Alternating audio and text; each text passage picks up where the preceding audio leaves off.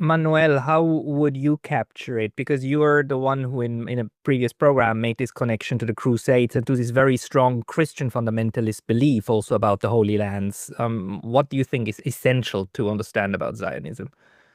Uh, well, I think Zionism is an offshoot of a larger, I would say, a larger ideological movement, which is Messianism. And Messianism is Christian, but it's also Muslim and Jewish. Um, I think it is the history of Messianism is probably as old as man, but the idea that we find perfection, we find a final day of judgment, and then everything will be okay, is feeding expectations about a perfect future is something that's quite general in the history of Messianism, which, as I say, sort of creates this offshoot of specific Zionism.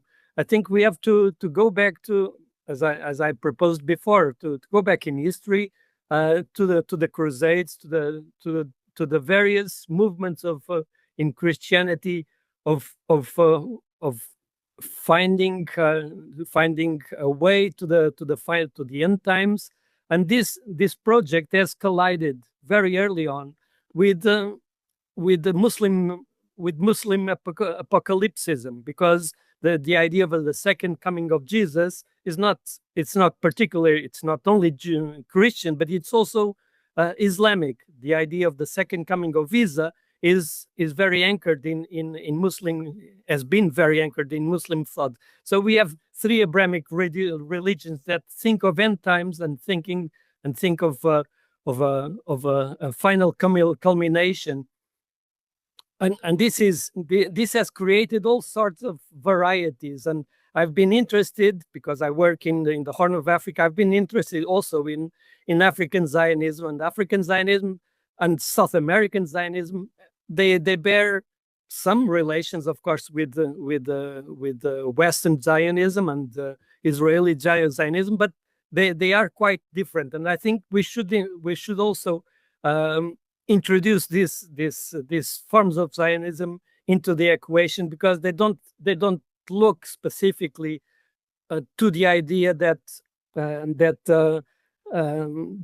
Zion will be installed in Jerusalem. It's much more symbolic, and it's much more present. It doesn't feature into the future, but into the present. It's much more a today's thing than the future thing. There's another element that I would like to introduce here, which is sometimes we separate the idea, the Western idea of a linear time against the so-called Eastern idea, be it Buddhist, Hinduist, Taoist, of a cyclical time. And I think sometimes this is misdirected, because there are many forms of Messianism and apocalypticism in Eastern religions. And I maybe this is a bit crazy. It sounds a bit crazy, but I tend to think that the installation of the kingdom of God after the Battle of Armageddon, after Judgment Day, is a return to the initial movement, the initial condition, that is the original sin condition. So in that way, we can also see apocalypticism as a form as a cyclical form.